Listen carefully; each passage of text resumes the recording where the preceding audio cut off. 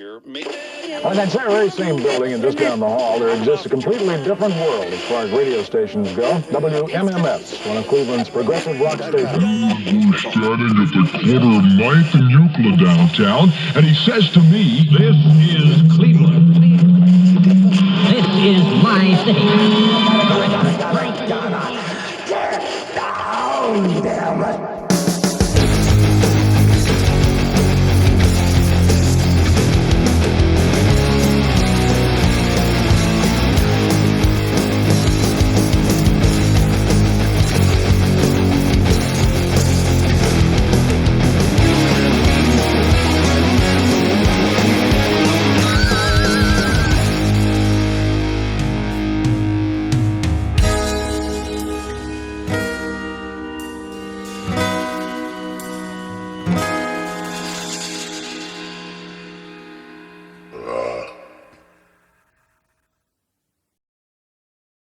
Hey everybody, we're back with another episode of Stairway to Cleveland.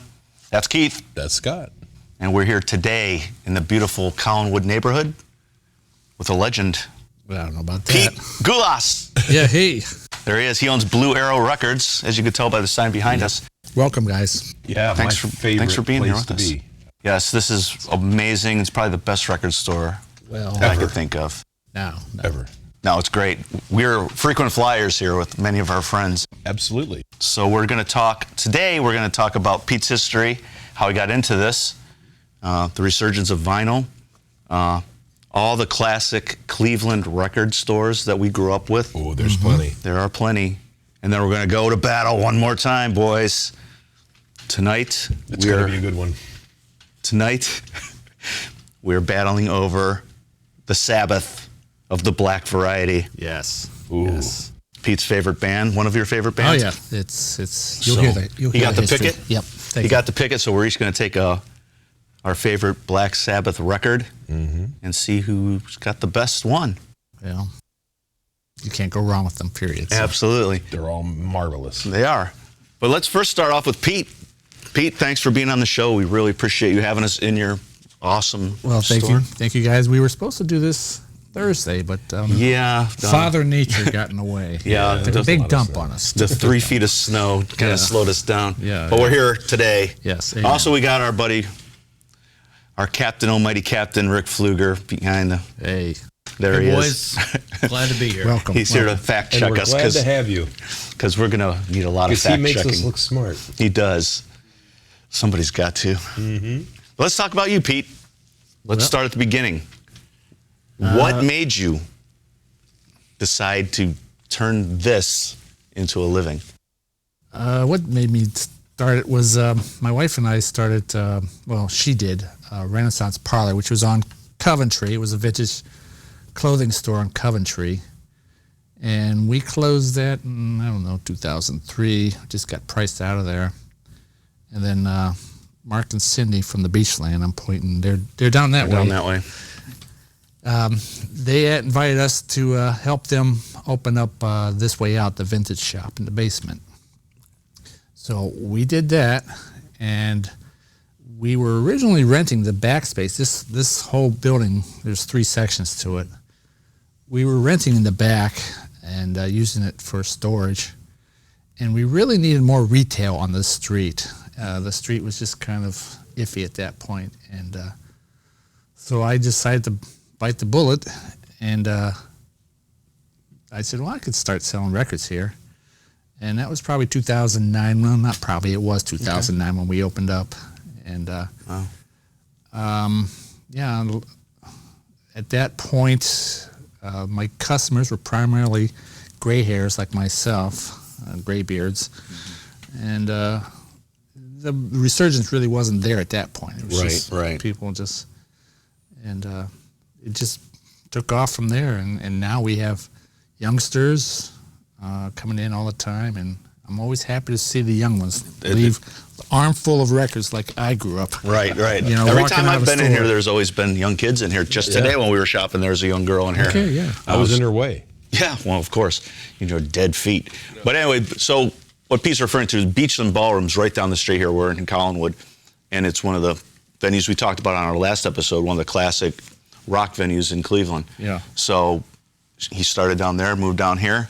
Yeah, we opened up in 2009, and I'm not real good with math, but it's what 12 It's got to be years at or least something. It's got to be at least 75 years ago. Yeah. There's no way of knowing. That no, There's no. really no way to Google count it. that. I don't know. Yeah. And that's funny because that's when I started to get into collecting vinyl. It was around 2008, 2009. Yeah, okay. And we were buying 45s because I have a jukebox that takes 45s. Yeah. And me and my good friend John, we were buying 45s everywhere. And the 45s Now, were like, where were you buying them at? we actually went Probably to house sales and stuff? we used to go out to Pittsburgh, Oh, yeah, Jerry's, maybe? Jerry's Records, and amazing amount of 45s. But God rest Jerry's soul, by the way. He just passed oh, recently. did he? Yeah. Oh, that's a shame. Yeah. Great guy, super cool guy. But we would go out there and buy 45s, and they'd be like $2, $3, $4 a piece. Mm-hmm. And we'd also go to Record Den and look in there. And he said, "Hey, look, we're buying these 45s at $2 and $3 a piece, but you can get whole albums for 99 cents right now." Yeah. And back Yeah. then, I'm like, he goes, "Do you have a turntable?" I said, "Yeah." And he goes, "We should just start buying albums." So that's around the same time spawned us to start collecting vinyl again. Yeah. Going through our parents' basements and grabbing our old ones and seeing what we had. But like Pete said, back in 2009, vinyl was a dinosaur. I mean, nobody was. cared about it really, Right. except a couple old timers. And now the resurgence in vinyl is it's insane. It is. And It's it crazy. shows in a lot of the pricing on vinyl. Yeah. Well, it's gone Thanks up. for that. But Yeah, I'm not here a at fan Blue, of that either. Yeah, Right. here at Blue Arrow, You got prices haven't climbed as much as they have in other places. They're very reasonable here, and it's quite the selection, which is awesome. And it's quality stuff. It you is. know, you get every album I've ever bought from here, Pete, I'm being honest with you, has been in fantastic shape. Well, we try to guard against that. Otherwise, it ends up in our dollar bin. Yeah, or we and give it I've away. gone through there. Oh, and I've got actually some classics out of there, too, they've bro. actually gone over. But no, that's what I tell everybody that's I know that's collecting records is that you can buy it from Blue Arrow because I guarantee you're going to go home, you're going to put it on, it's going to sound amazing. It's in great shape. All your albums are in fantastic shape. Well, I should also explain that Blue Arrow Records is primarily known for the vintage stock. Yes. So we roll with that. I try to bring in some newer releases. But if you want newer stuff, we'll talk about where to go for that. Sure, Right, sure. right. We'll get into I that. have some suggestions on that. But, So let's go back even farther, Pete. What was the minute you said, I loved rock and roll? I mean, was it something you saw on television? I grew up in a family of my dad was a musician. He Okay. played piano, not professionally, but he could play. Older brother could play guitar and stuff. So music was always alive in our house. But I was never gifted as a musician, unlike you guys. well, some of us. Debatable. And I was born in 1960, so by 1970, I mean, we were just hearing all the stuff on the radio, and my brothers had huge collections of stuff, and they always influenced me. But it was what changed my life was 1974. Okay. It was there used to be a show on TV called it was ABC in Concert. It was on Friday nights. Yeah. And I saw this thing called California Jam. Mm-hmm. And that just changed my life because Black Sabbath was one of the featured artists on there, and I just said, "Wow!" Didn't that have like the Eagles and Eagles were on there. Deep Purple? Honestly, I didn't care for Eagles, but Deep Purple was on there. Black Oak, Arkansas, and those were the ones. Jim Dandy. Yeah. David Lee Roth taking notes. Yes, absolutely. Ruby Starr was up there doing her thing Oh, too. yeah. Oh, yeah. So that's what made you fall in love with rock and roll all the way. And that's what I just had to come and start digging into Black Sabbath, and so that's hence the tie-in later on. Right. For the Now you have a twin brother. Is that I do, yes. His name identical or? Identical. He's 3 minutes older than myself. Okay. And, if you were to see us, and maybe you have. I don't know. Have you ever snuck him in here? Yeah, I was just going to say, maybe I have met him and thought it was you. Yeah. Well, yeah, we're identical. Is he into records and stuff of that nature too? Totally, yeah. Okay. You could pull a fast one on a lot of people with that. Well, yeah, we could, and we still do inadvertently. I mean, people see us at the grocery store and thinking I'm him or whatever. Do your wives ever get confused? No, they don't get confused. Well, that's a good thing. Yeah, that is absolutely. Let's talk a little bit more about Blue Arrow. You put this all together. There's over 1,000 records you hand laid on this floor. Yeah, it was a labor of insanity. Right. When I started, I said, "Oh yeah, this will go quickly." Because when we had a vintage shop, we had 2 shops on Coventry, and she moved up the street, my wife Debbie. And the second one, I decided it was a small space and it was a concrete floor. And I said, "Well, I'm going to put posters on the floor." So I had all these rock posters from the grog shop and wherever that I collected. And I glued them down on the floor, and that was pretty easy to do. When I got in here, I said, "Well, I'm going to try that again." and by the way, everyone loved it. So I said, "Well, let me try that again." And gluing this stuff down was not easy because all album covers are not created equally. There's size difference, just fractions, and they just get out of gatefolds, everything else going on. But I tell you what, there's a few down here that I wish you could peel up. Yeah, well, there's some that are starting to peel up because it's been since 2009. Oh my gosh. But It's lasted. Were they just covers? Did you just pull the covers off? Oh yeah, I had to cut them down, and it was it took me on a good day I could do maybe 3 rows. Wow. And then good days weren't that often. because you have to cut them apart. You lay them down. There's a whole process. You got to make sure that it's flat. You have a roller, and you get all the glue out. You use tile mastic, and you got to mop that all up. And it just went on forever, and on your knees, and just Well, in my collecting, I've noticed that albums made in the mid to late 80s and probably into the 90s, and now they're resurging them. But back then, that was when things were kind of dying off on getting albums. Those albums are not perfectly 12 by 12. No. Because you can't flip the inner sleeve and slide it in. You're right. For easy access to the record. So you're right. Yeah. So I can imagine. At first, I thought, "Oh, this is gonna be easy." And then I just started noticing this is not lining up, and so it looks great. I mean, it's amazing. You got some great albums. Now, I think I remember seeing you said you sectioned them off into different. I did, like smoking or there was themes. I can't really see it now, but we're sitting on the stage now, right? And right in front of the stage, I believe, was all party related records. And okay, I saw Rockets from the Tomb down there, I believe. So yeah. Then I have we have a Rhonda, one of our mascots here. That's right. She's over there. She's over in the cat area. There was themes. There's a cat area. Okay. There are themes. Now I see Kiss down there. What theme is that over there? I don't know. They're starting to killer bands. Yeah. Bands that are awesome. Yeah. Right. Yeah. That was Rock and Roll Over. Is what he's referring to. Yes, The album cover. It's a great cover. It is. It's Yeah. But yeah, it looks great. So if you ever come down to Blue Arrow, you'll see that the floor it was a labor of love. Oh, God, yeah. It was a labor of love. And you got some cool stuff on the walls too. I mean, you got Sam Music right there. I mean, are you guys familiar with that one? Oh yeah. Now is that one from the downtown that burnt down? I don't know where that came from. Because there was one in Menor. When we first opened up, one of my gray-haired customers, there were 2 guys that would always come in every Friday, and no, it was every Saturday, and we just became pals.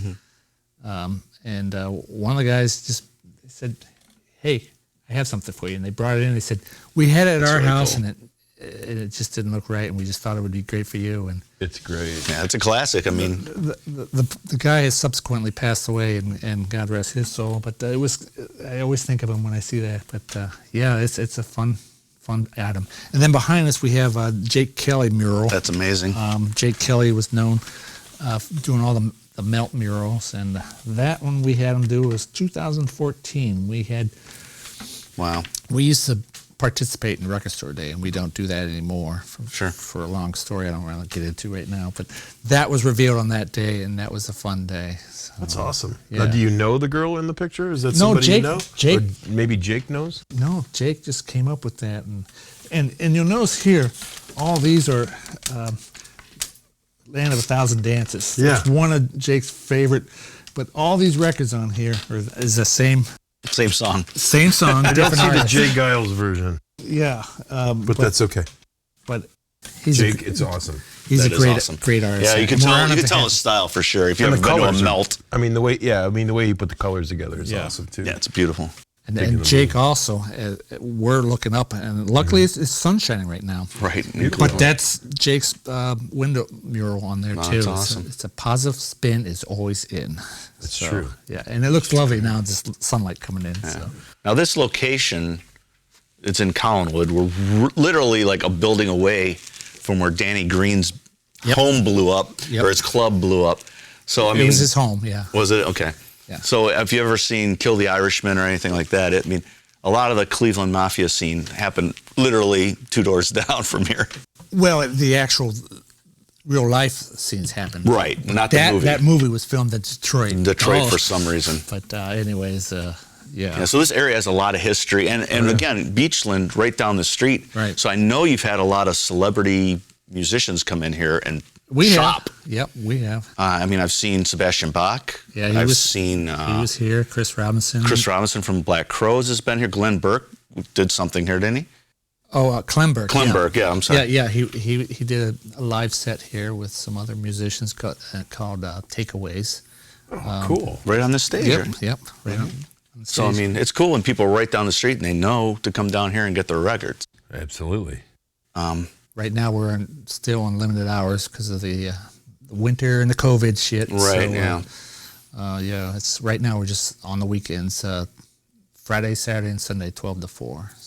It's awesome. Yeah. Make some time to get out here if you love vinyl. I mean, this is the place to go. Yeah. So let's talk about Blue Arrow Records, Pete. The label. The label. Okay. Not the store, the label that you guys started. You and Jonathan Richman, I believe, started that? Yeah. Well, Jonathan Richman was on Neil Young's label, Spotify? Vaporfied.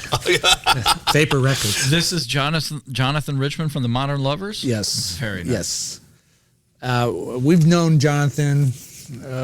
We got to meet him when he was touring through back in the mid 90s, probably.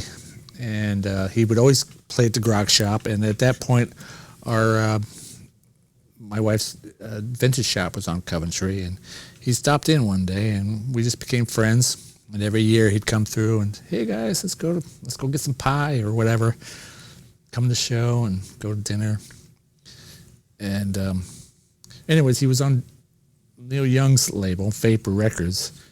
And Neil, I think he kind of lost interest in running Vapor anymore. And so Jonathan was looking for a change. And back up a little bit, I guess. A couple years before that, Jonathan said, well, why don't you guys come on the road with us and sell merchandise? And I said, yeah, cool. So we would do that. And that was the Vapor Record stuff. Okay. And then we'd sell out and we couldn't get restocked. And we said, this isn't working. It's like, so then he said, well, why don't you guys become my label? And we said, what? We have no idea what that even means. Right. And he said, no, I have faith in you guys. And then he asked my wife to be his publicist. And so that was in 2016, I believe, that we started that. And now we have a new record out with him. He's back working with Jerry Harrison.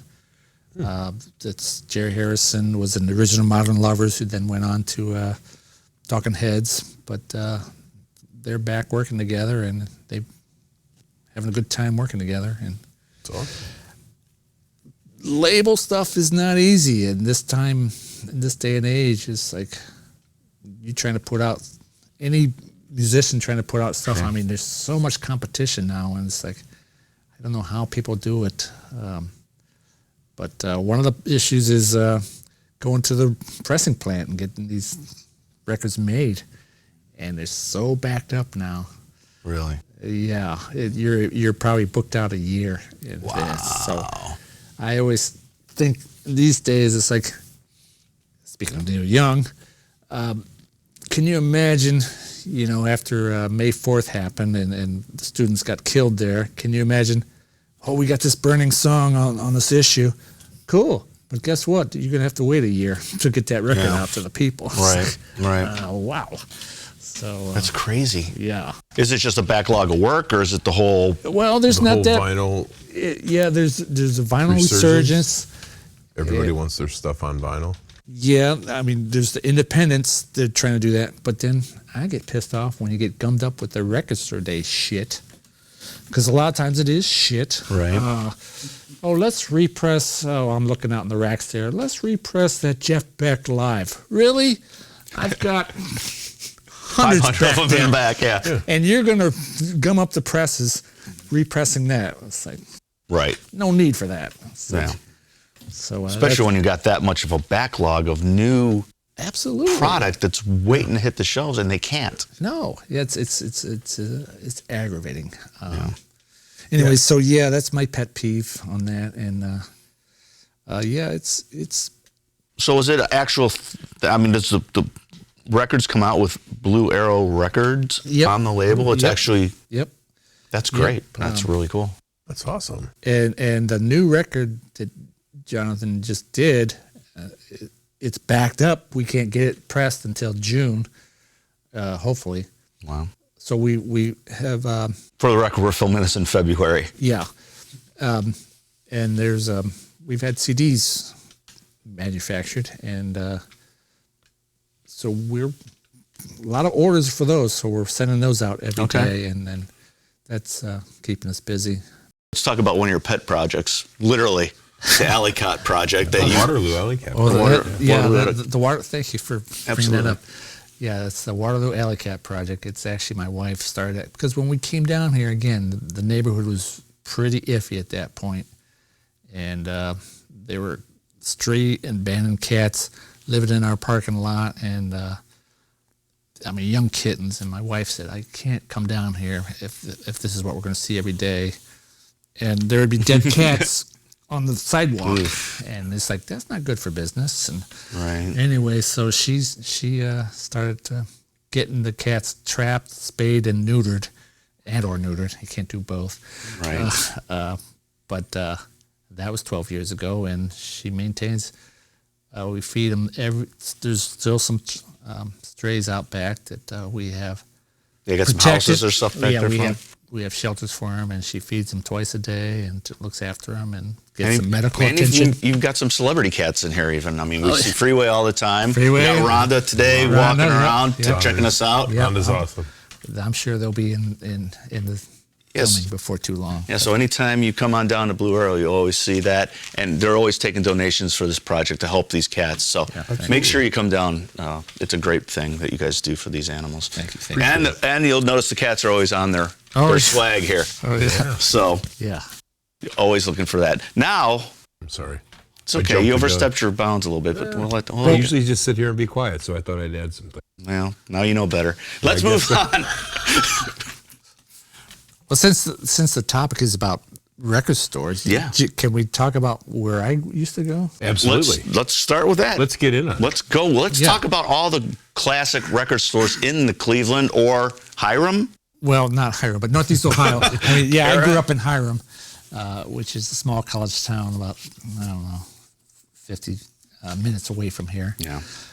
Really nothing there. And we would have to go to Chapel Hill Mall, which is outside of Akron. I forget what, Talmadge, I guess it was. And we'd go to Recordland, and that's where I scored my Black Sabbath records. At Recordland. And that was all we had the choice of. And then later on, growing up, my older brother, discovered Kent Community Store, and we used to go there, and we would find a lot of good stuff there. And that was probably mid to late 70s, maybe. Okay. And then we started coming up to Cleveland Heights, going to Wax Stacks on Lee Road. And then we would continue on up to Coventry and hit Record Revolution. That's classic. when it was, they had the 3 storefronts in the basement downstairs. They had so much in there. And the basement downstairs was cool. It was signed by all, they'd have all the traveling musicians come in there. Sure. And they'd sign the wall there. And there'd be, I don't know, Robert Plant and Ronnie Van Zant and just all kinds of That's people. cool stuff, though. I think Richard Butler from the Psychedelic Furs. Oh, wow. You would just, on your way downstairs, you just, oh, wow, cool. Yeah, you'd start checking them out. Yeah. That's the thing. There was so many, back in the day, great record stores in Cleveland. Right. You could throw a rock and hit one in the Cleveland area. Independent record stores. Record But stores. we also had the chains that we had to rely on, too. Exactly. Like I was saying, that record land. It's like, I don't know whatever happened to them. Yeah, well, I actually have some notes on some of the classic record stores in Cleveland. Yeah. And I think we'd be remiss if we didn't start off with Record Rendezvous, That's the which big basically one, yeah. started it all right on Prospect. I never went there. Did you guys? I don't know when it closed. It closed in 1987. Okay. So it was a little bit before. I was in high school. Yeah, I might have been down personally never had gone into that Record Rendezvous, but there was one. I There was thought like think 3 or you're 4 right. of them. There was one. There was a 3 or 4 that- Richmond Mall. There Richmond was Mall, one at you could Richmond. Square Mall had one. Let's see. I thought. Let me look at Randall my Park. handy dandy Randall notes. Park? Randall Park. Richmond Mall and Randall Park Mall. Okay, But yeah. then it must have been Richmond Mall that I remember going to. Yes, as me a too. kid. Yeah, Richmond Mall. There's Public Square, Randall Park. But I never went to the main one. No, me neither. Well, on the notes on here, on that original store, Leo Mintz owned it. He opened it in 1939. He was just selling 78s to jukebox Oh. owners of jukeboxes and bars and stuff. He started selling what they called race records. And then he started bringing in both African American and white kids, and they'd start buying these records, and it just started taking off. I mean, he became real good friends with Alan Freed, Oh, yeah. Okay. and even was part of the Moondog coronation. But he was out of town, from what I'm understanding. There was rumors that he was actually handing Alan Freed the records at the Moondog, but he wasn't there. He was in Florida. Was that what it was, Rick? Yeah, he was vacationing in Florida, and he got a message that the riots were happening, and he flew home that night and went from the airport directly to the arena, saw what was going on, and told the cabbie, just take me to a bar. Take him to a bar. Get me out of here. Yeah. You know? Yeah. Well, safety first. Yeah. So he, a lot of celebrities used to go to that Record Rendezvous too. Milton Berle, Lawrence Welk, Keith Moon, my favorite. Did he Barry drive White, his car into it? probably. Just asking. Sam Kinison, Tom Waits, Elvis Costello, David Byrne. Love Elvis. So yeah, they lasted until 1987. Where, I mean, if you've been downtown in that era, in the 70s on Prospect, Yeah. I mean, that was, talk about an area you didn't really want to hang out at. Yeah. So as long as he lasted that long, if you still go down there, there's nothing in that building now. But if you look in the doorway, there's still an RR Okay. floor mat in front of the doorway. Wow. I know the Rock Hall has something to do with it, but they're not doing anything with the property, from what I'm understanding. Okay. But I mean, it all pretty much started there. Yeah. Yeah. Record Exchange. Rick, I know you got some thoughts on Record Exchange.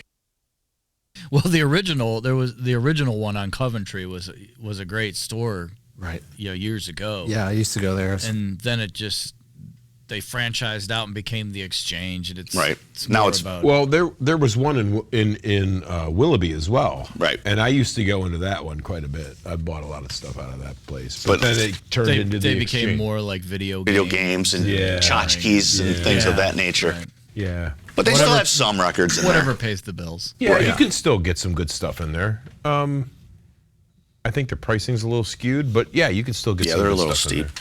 there.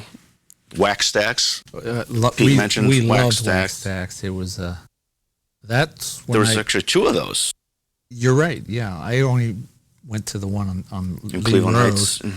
but There was one in Mentor. Is that right? Mentor Avenue. Yeah, I was in Colonial Plaza right next to Dodd Camera. Okay. And my brother Gary started working at the one in Cleveland Heights. Okay, yeah. And when they decided to close, I think it was in 1995, I think it was. Sounds about right, yeah. He purchased the one in Menor and opened Ultrasound Music. And right. Open for 15 years, I want to say. Yeah, I remember Ultrasound. Yeah, I too. My oldest nephew, total into metal, and he would always go to Ultrasound, and so yeah. Yeah, Gary was a big metal guy. Yes, he was. They had some good stuff in there. That's what I didn't know Gary, but that's what my impression was. Like, yeah, this is cool.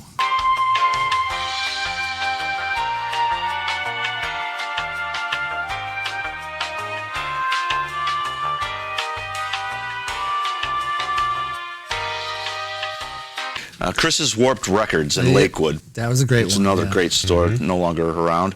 Bought a lot of records there back in the day. Shattered Records. I never went I'm not there. familiar with them, but they were around for a long time, I believe. Yeah, I never went in there. Yeah. Spinmore in Kent. Oh yeah, right. So maybe that was a lot of the college kids buying vinyl. I probably went in there a couple times. Yeah, it was right next door to the Kent stage. And so, Okay. Yes. Oh, really? Yes, it was. Okay. I know And then exactly it what became Jersey Mike's or something now. Yeah. You were going to say My Generation. Yeah, I was going to say My Generation. Amazing you think of that, Pete.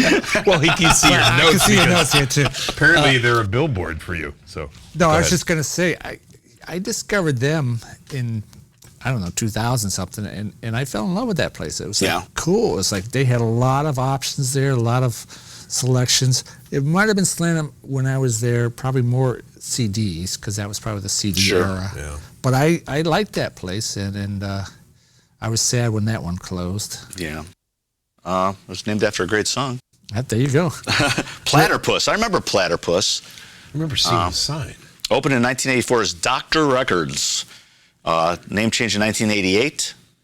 Originally on 185th Street, right down the street here. Oh, yeah, right. Then they moved to Lakewood in 1993, and they lasted till 2002.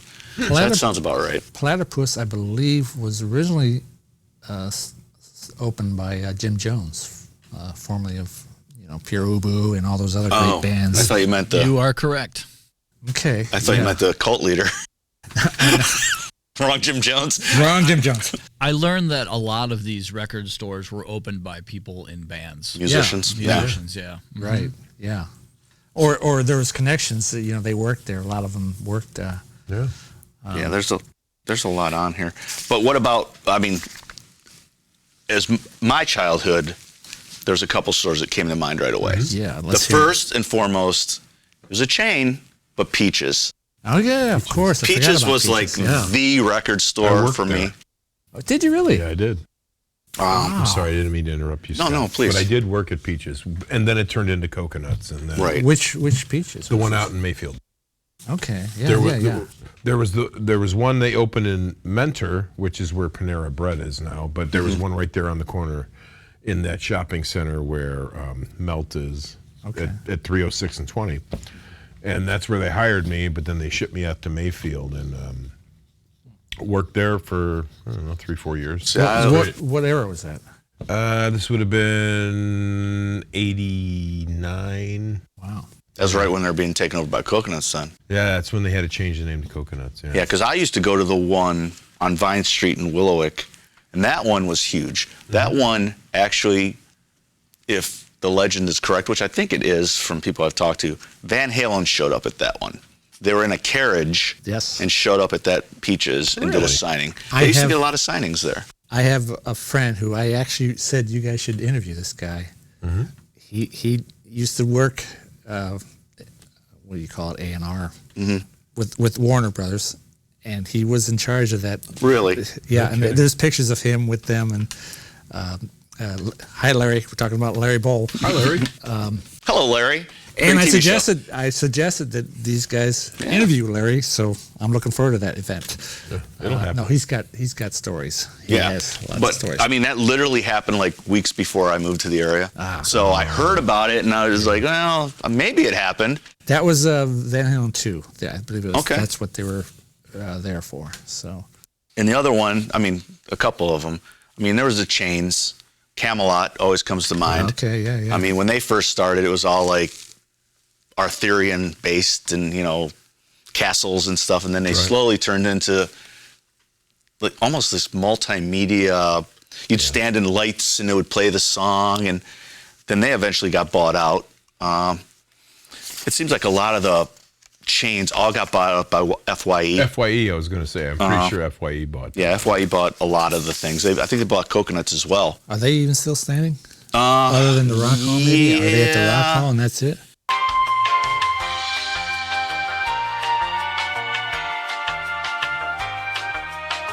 Of course, then, I don't know if you remember Record Carnival. I do. Record Carnival, I remember buying like some of my first records at Record Carnival.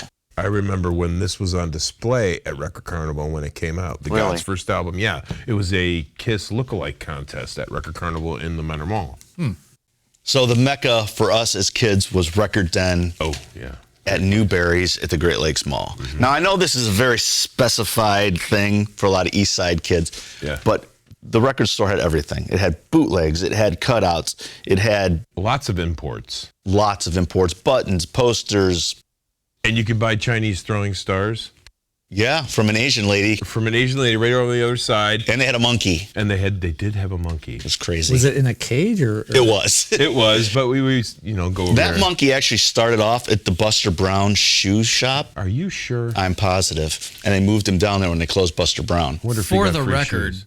pun intended, the monkey was part of the pet store that was within Newberry's. It wasn't like Record Den had the monkey. There was No, a pet Record store. Den didn't have No, the monkey. no. This was Correct. across the aisle, the entrance. You'd walk in, Yeah. go right. And then when they got rid of they shit canned the pet store, they just put the monkey over by like the registers in the back. Yeah. And he'd just sit there. Yeah, and- you go to the right, you get all your throwing star needs and nunchucks, and then if you went to the left, you could get all your imports. Could you guys explain? Because I didn't go to Record Den. Could you explain? Newberry's, was that a national chain, and then Record Den was part of that, or? Yeah, Newberry's was basically like a department five store. and dime store. Okay. It had a diner in front originally, and then you could buy all your little. It was before like all the Kmart's and Walmart's of the world took over. It was like just a nickel dime store. You could buy stuff, and then Just like a Woolworths. exactly, Yes. Right. Okay. exactly, and they just carved out like the front left part of Newberry's became Record Den. Okay. So they were inside of Newberry's, but they weren't part of Newberry's, I guess. It was the only reason to go into Newberry's. All right, let's talk about what's current record stores. Next to this amazing place, Blue Arrow Records. We love it. Let's run down some of these guys. Well, can I just first say Absolutely. my favorite Cleveland is Charles over in Lakewood. My mind's eye. My mind's eye. Thank you. Yes. Mind's eye. Oh, yeah. Charles, great guy and great curator of all things. As I mentioned to you before, we're primarily just vintage stuff, but these guys who curate and bring in new music, I mean, it's a lot of money they put out, and you gotta love them for doing that. Absolutely. Because unfortunately, the record labels and all the cost of living, it just driven up the price of everything, and it's just like I mean, they'll have to buy something at $18 and turn around and sell it for $22. You know, it's like, can you make a living that Not way? a big profit I don't margin know. there. Yeah. Yeah. Well, God bless them. But Yeah, yeah, So that's- my thank you mind's for doing eye, that. Detroit Avenue in Lakewood. That's my favorite. Yeah. Let's run down some of these other ones and see if we know any of them, because we always come to Blue Arrow. Yeah, why would you be doing anything A else? separate reality record that's in Cleveland on Detroit. Not familiar. I've been there. Have you? Yeah. Bent Cran Records on West 80th Street. Yeah, that's in the West 78 studios, I believe. Yes, that's correct. That's what it says And right here. he's primarily new stuff, and again, God love him for curating what he does. It's a lot of obscure stuff, and he has his fans there, and so good. Oh, yeah. Plus Yeah. Black Market Records Don't know that one. I'm not in familiar with that. Lakewood. In 2020, Black Market Records found its new home in the basement of the Foundry Concert Club. Oh. Okay, where We Emma like the Jockum. Foundry. Never been there, but I like the title, Black Records. Well, it looks like they specialize in death metal, Black punk, metal. black metal. Oh, okay. That makes Okay, sense. so it looks like some heavy duty stuff. Awesome. Cool. Yeah, that's really that cool. fits that menu too. I mean, they have some really great heavy metal shows there. Sure. Brittany's Record Shop on 105th Street, East 105th Street, owned by Brittany Benton. Yeah, I've met her. She's, again, a good curator, and God love her as well. Yeah, it sounds like they focus on hip-hop and reggae. They do, yeah. It's And a lot of the old soul records that really? the local producers are sampling. The current year, owners Michael and Mary Stutz. That's a new one. I haven't been there, but I hear good things about it. It's They're a in new one. Parma. Yeah, it's in Parma by It seems like place or something. I forget. Yeah, it seems like they focus on the Polish Village neighborhood and like to do a lot of polka and stuff of that nature, which is cool because Cleveland is the polka capital of the world. Yeah, There's some good polka records out there. Oh yeah, Frank Yankovic, bro. Don't be fooling on him. Yeah. Hofra Record Shop. Not familiar with them. That's in the Gordon Square, Okay. and he primarily has used stuff, I believe, as well. But he's a good dude. Yeah, that's a good record store. Okay. Hollow Bone Records. I've never been there. I've heard of them. It sounds cool. Yeah, I haven't been there either. I think it's down towards Akron area, if I recall. Fairlawn, yeah. Last Exit Vinyl House in Kent. Oh, that's across the street from the stage. Kent Stage. That So there's two record stores right by Kent? Spin. That one's gone. It's gone. Okay. Yeah. But the Last Exit started out as a bookstore, and they expanded. They have a large record selection in there. It's primarily vintage, I believe. Gotcha. Loop in Tremont. Yeah, that's Not familiar. I've been there. It's been a long time since I've been there, but it's a good place as well. Again, heavily curated by the staff there, bringing in new stuff. So That's a fantastic place, Mel. Is it? Yeah, it's not a huge record store, but I spent a lot of time working in that area, and they have great coffee. Great coffee, and like I said, the guys who curate bring in the records, they do a good job there. I believe that's Mike James. Talked about My Mind's Eye, and Record Den we've also touched upon. Yeah, Record Den's still doing it. Yeah, when they moved out of the mall, they moved right across the street from the mall in a little strip mall, which is right next to where the Hullabaloo used to be in Menor. Yeah, it's over by Titan's Gym and Starbucks over there, right across the way. Yeah. There's a sub shop right there and an Asian food place really good. there. The old record shop in Willowick there by my house. Oh, yeah. Used to be at Shoregate. I used to go there a we just long went in time there, ago. didn't We we? were just there when we did our dig the last time. And So growing up, did you go there? I went there when it was at Shoregate. Yeah, I used to go there all the time. And now Shoregate, that half of Shoregate was torn down years and years ago. I was and in he there when moved it was it. at Shoregate. I Yeah, remember he that. moved it over here on Vine Street by Walmart. That was in the corner, right? There was Yeah. like in the corner of Shoregate. There was Yep. a little Like if you like pulled an in, aisleway. it was to the right. Yeah. Yeah. They had a comic book store. The comic book store is farther down. That was down a It was hallway. in the same. No, it was in the other half. Okay. Yeah, I drank a lot of beer in that comic book store. so did I. Ed was great. We'll do a whole episode on comics and collectibles. But so the record shop, they used to be Record Shoppy, but they dropped the last PE. So now they're just the record shop. That's unfortunate that you lose letters like that. I know. Well, you get old, things fall off. So we still go there once in a while. I mean, They're just in there. he's on very limited hours. He's an older gentleman, so he works at his own schedule. Just like me. Yeah, but he had some pretty decent prices on some stuff. He does. He has some good prices. Some of the new vinyls, just again, like we've talked about it's- earlier, it's tough. It's tough. The pricing points on some of this new vinyl has just gotten ridiculous. Yeah, I mean, they try with the packaging and they And the try 180 gram vinyl with and the heavier vinyl. And, sometimes you get a reissue that sounds amazing, and sometimes you get one that just doesn't cut it. Yeah. I got the latest when they reissued "Slave to the Grind" by Skid Row. That doesn't hold up to the original pressing. Is that right? That's too bad.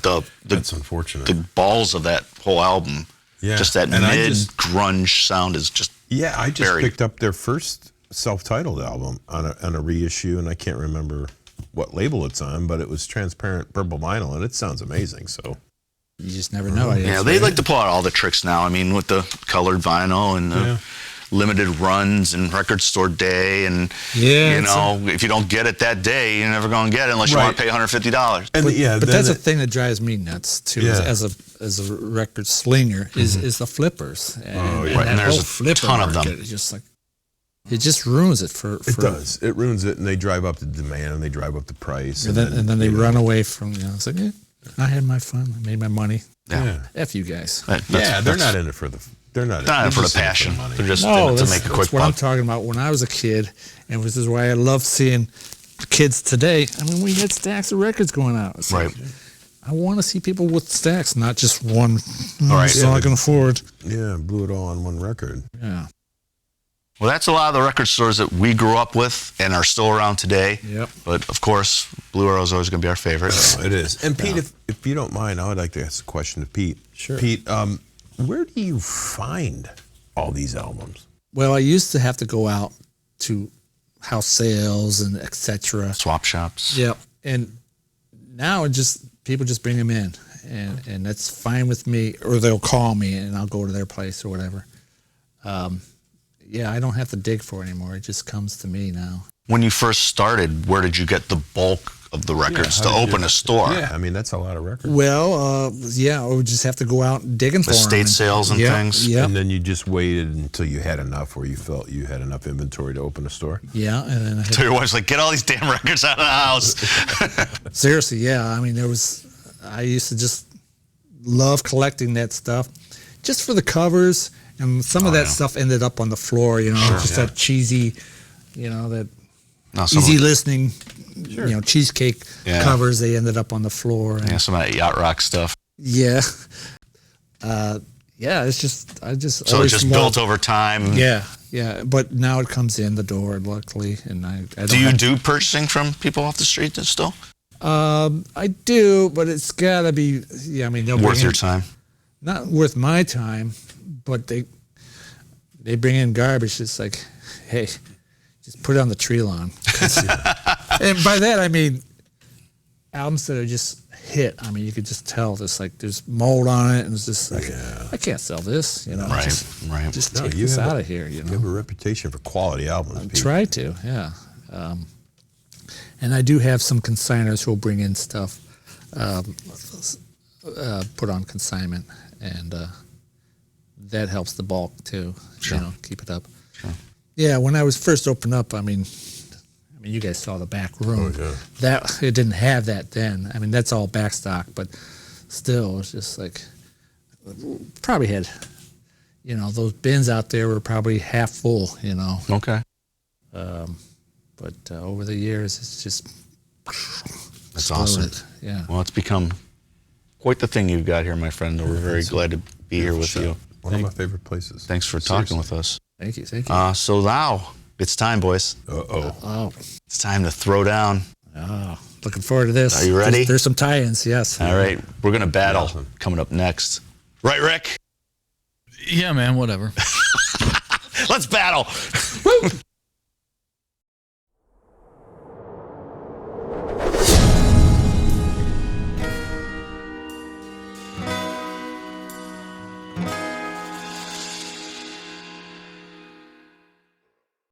All right, it's battle time. This week, we're talking Black Sabbath. I mean, Let's do that. Right? yeah, that's where heavy metal really started. We each got our favorite albums that we want to go to battle for. Oh, yeah. So I will start because I've got, the Black Sabbath album. Is that what you think? It is. Oh, good for you. Paranoid. Right there, kids. I mean, if there was a Mount Rushmore of rock and roll, this album would be on it, I think. That is my favorite heavy jazz album ever. Okay. Why do you say heavy jazz? Because he's being a dick. No, I'm serious. But I'll explain that when I get to We'll mine. get to your album. But you take, all right, now I will give you this. Now, not every song on here is a home run. Yeah, it is. Okay. Well, I'm not a big drum solos don't belong on records. It's your considered. I hate drummers. But next to Keith Moon, I'm sorry. But you got 4 songs on this album that Classics. are embodiment of heavy metal. And they are. Well, let's start off with the title track, which is very good. I mean, you can't get better than that. Right, right. It's a cool tune. Yeah, I mean, War Pigs. Amazing. War Pigs. By the way, this album and the song were originally going to be called Walpurgis, which is like Tony Iommi called it the Satanistic version of Christmas. For some reason, the record label didn't like that so much. Oh, okay. So they changed it to War Pigs. They don't like much. And what that was originally going to be the title of the album was going to be War Pigs.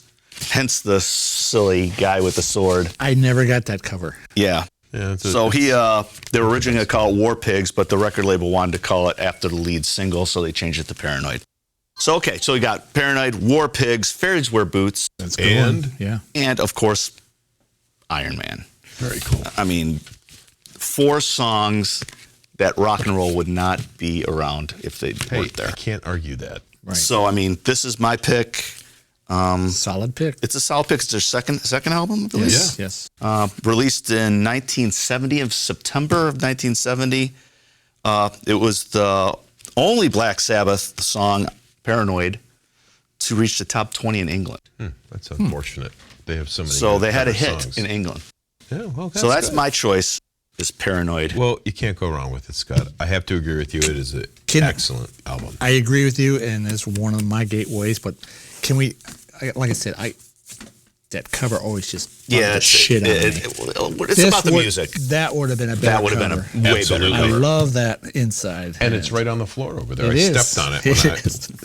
That would have been better. Yeah. But, Well, record it's company solid. 70s. yeah. But here's the other thing. Is it cooler than a guy with a lightsaber sword wearing a I don't know what Speedo that is. with a a- motorcycle helmet. with leotards so on. 1970s? Weird. But you know what? Here's the other thing. You mentioned this was released in 1970, as was the first one. Right? Again, can you imagine that these days? No. The first one came out in right about this time, February. Yeah. And then, 8 months later, this one Can you comes imagine looking at that first cover with that girl in the field all I love that dark, cover. and then you look such at a this good and go, album, though. "What the fuck is that?" out. What'd they do? What happened?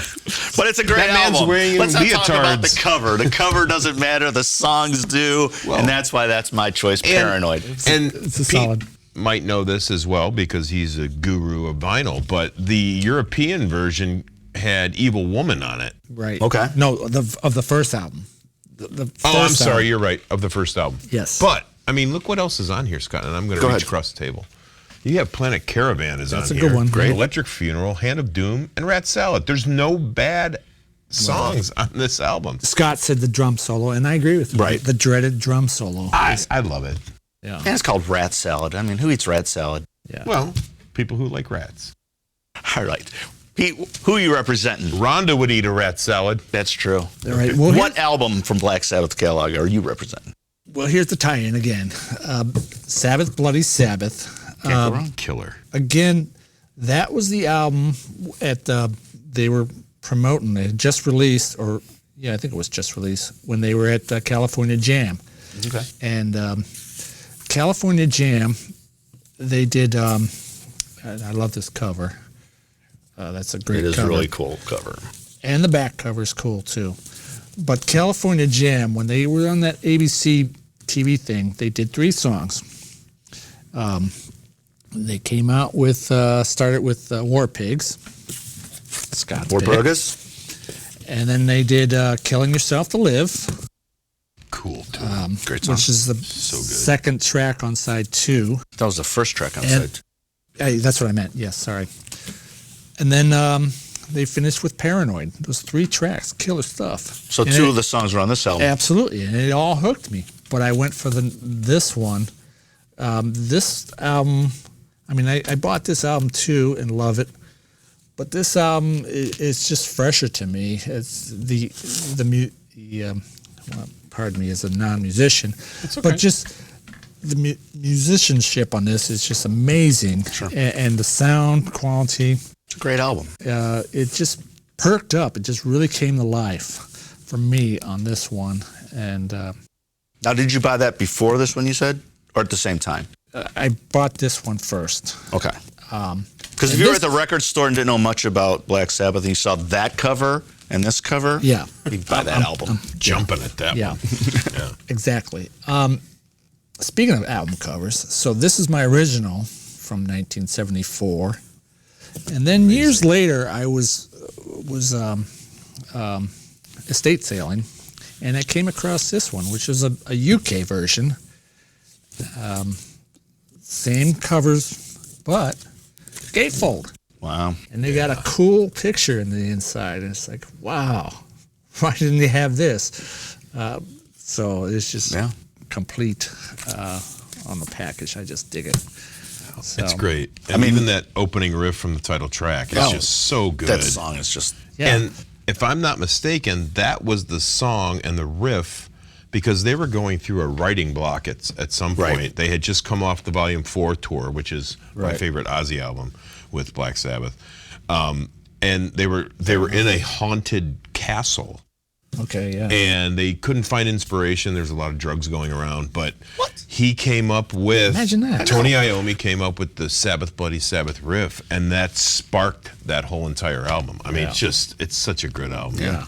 It's a great one. They have followed up by National Acrobat, and then Fluff is the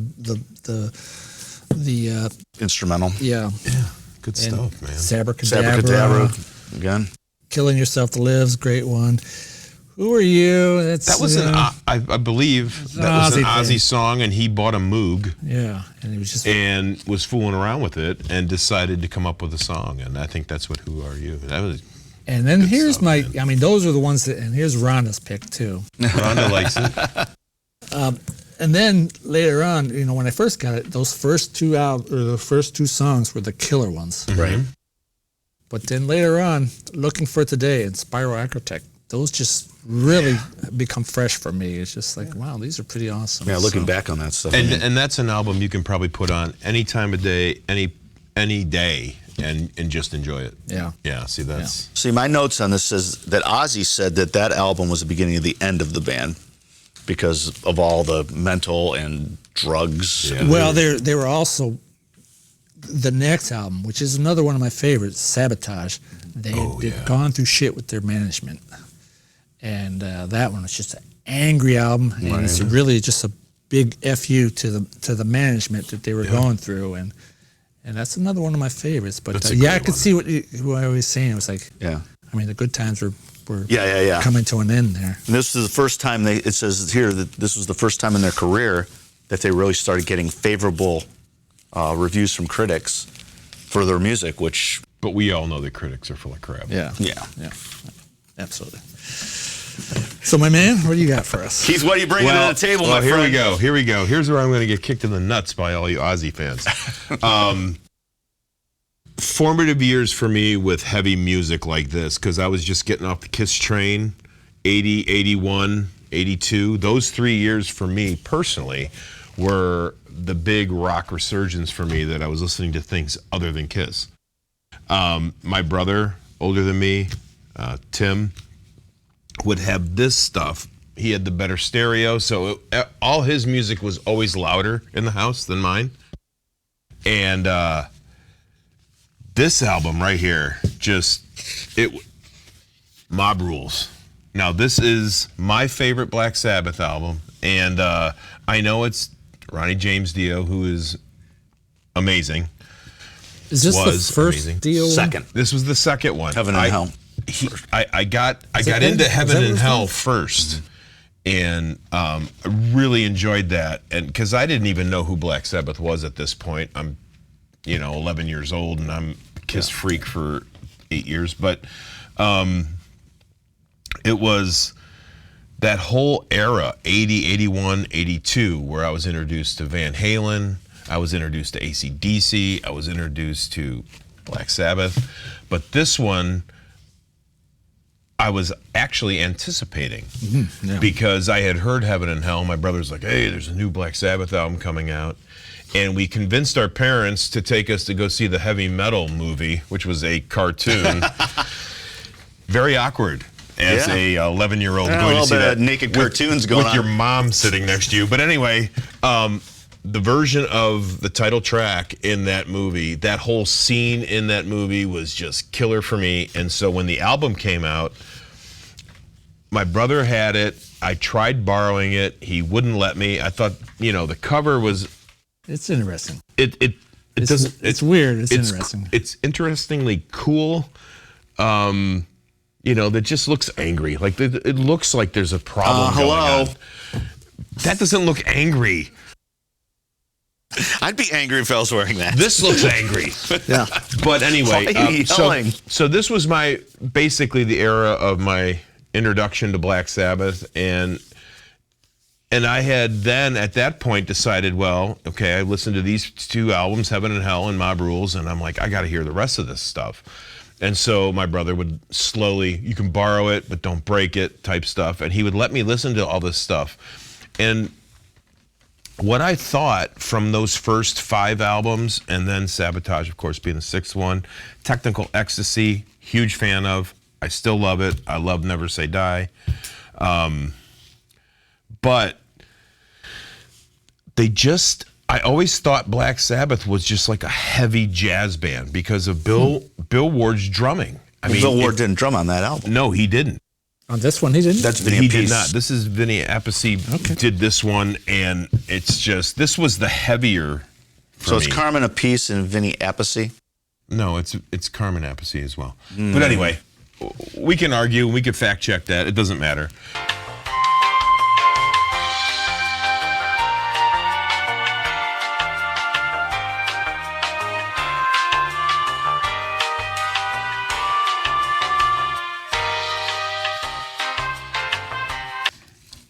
But these were awesome albums, and I love all of them, but they just seemed to have more of a swing to them, like a jazz swing to them, which is great, and I love that. But this seemed to be the heaviest of what I had heard up to that point.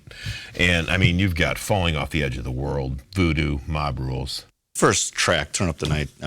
Turn Up the Night. It was a different direction, I think, when Dio came into it, and I can't not love this album more than the other ones. I'm sorry. Well, from what I read on this album, this is when Tony started having an issue with Ronnie, because the first album, Ronnie was just glad to have the gig. So he pretty much did anything they wanted. Then he started finding his feet.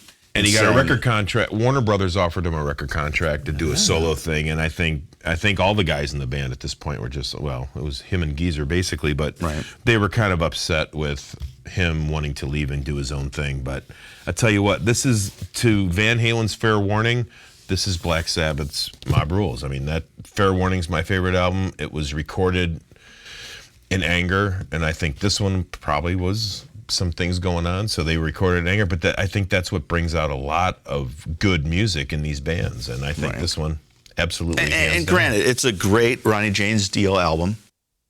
It's a Black Sabbath album. Great Ronnie James Dio album. But when you think of Black Sabbath, there's, one person you think of. Well, and it's Ozzy. And you got to stay Ozzy. Well, and at the time, Ozzy had put out Blizzard. Diary of a Madman when this one, and Diarrhea 81, Diary of a Madman. I said Diary of a Madman. I said Diarrhea. And Diarrhea of a Madman is not a good album. Don't buy it. But anyway. Stinks. It really stinks. It's a shitty album.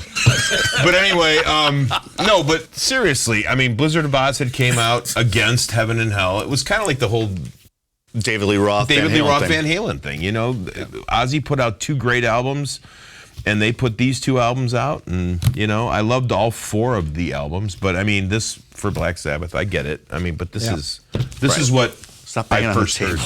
Well, I get what you're saying. You in a minute, and I get. This is when you. That was my first. That was your linchpin. Yes, I get that, and I respect that. Mm-hmm.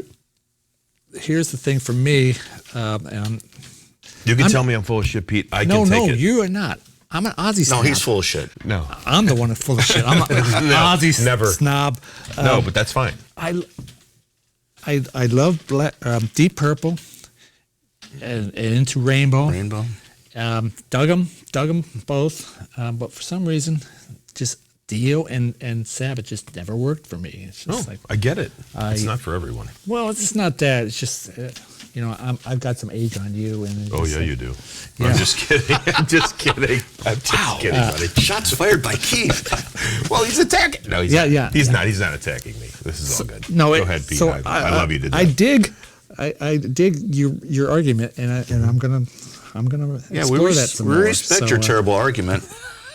We respect your wrong argument. No, Pete doesn't think I'm wrong. Scott, that's a different story. Well, no, it's a great album, but Whatever. to me, See, at least you're familiar with it. I'm not. I just I know the song Mob Rules. That's a good song. it's a But great I album. didn't bother. I just never bothered. No, it's a great album, but is it a great Black Sabbath album or is it a great Ronnie James Dio album? Nope. Because it really leans more towards the sound Ronnie went to after that with Holy Diver and things of that nature. That doesn't make sense. I don't agree.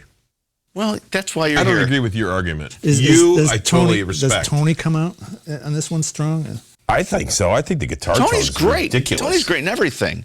So But you can definitely see Ronnie's fingerprints all over that. okay, But Ronnie wasn't really Ronnie. I mean, he was in Rainbow. yeah. But this is his second album with them. He's already got his feet. And did he leave after this album? Yeah, he did. Or wait a minute, or was there a live album that came There out? was Live Evil, Live which Evil. is actually one of my favorite. But then live he was gone for, 10 years and came back with... Yeah, Heaven and Hell when they called it. Dehumanizer. No, I think. Dehumanizer. He came back but- with... Which I And then haven't they even started listened Heaven to. and Hell not to insult Ozzy. Yeah. You mentioned earlier before we started filming the Ian Gillan one. Oh, Born Again. I love that album. Yeah. See, again, I just never followed up on any of the Yeah. To me, Black Sabbath is Ozzy Osbourne. yeah. I mean, Tony, yes, of course, Geezer, Bill. I mean, but when you think of Black Sabbath, you think... Well, I think his singing style, he always sang and he mimicked the riff of the guitar. If you listen to some Ozzy stuff with Black Sabbath, you'll hear he sings along to the riff. Right. Where I think here when Dio came in, He's got his own he's got his melody own lines. thing, and he kind of sang over the riff and did his own thing. But I mean, that's just guitar Right. player ears. But Do you know one? no, Anyway, I've met so a few. Paranoid, Can't go wrong with any of them. 4 best songs ever Yeah. by Black Sabbath.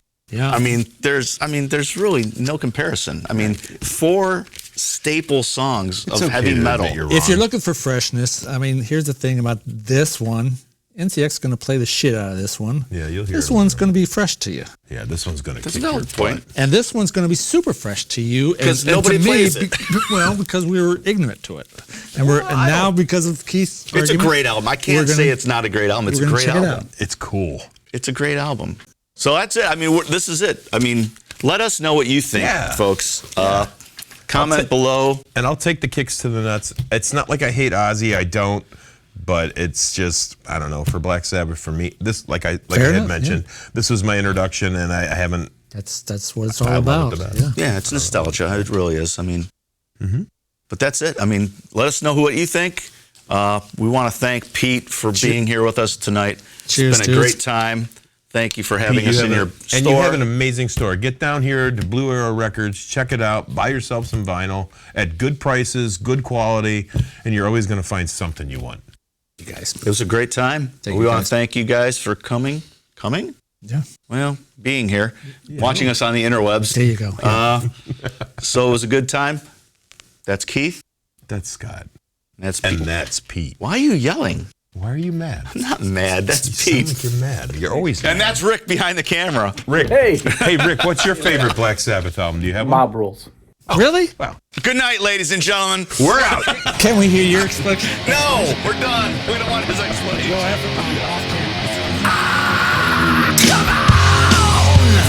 Hey, if you like this video, don't forget to like, subscribe, share it with your friends.